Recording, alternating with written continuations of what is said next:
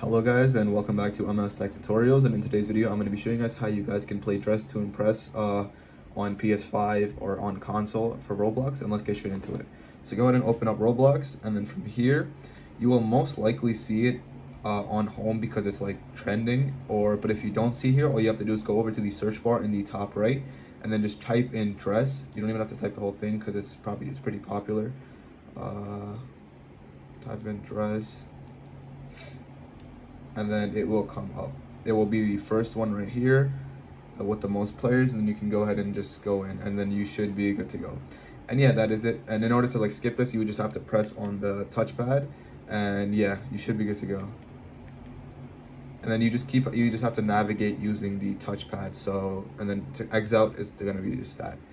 And yeah, that is basically it. So that is it for the video. Thank you guys for watching. Make sure to give it a thumbs up, subscribe to the channel, and have a great day.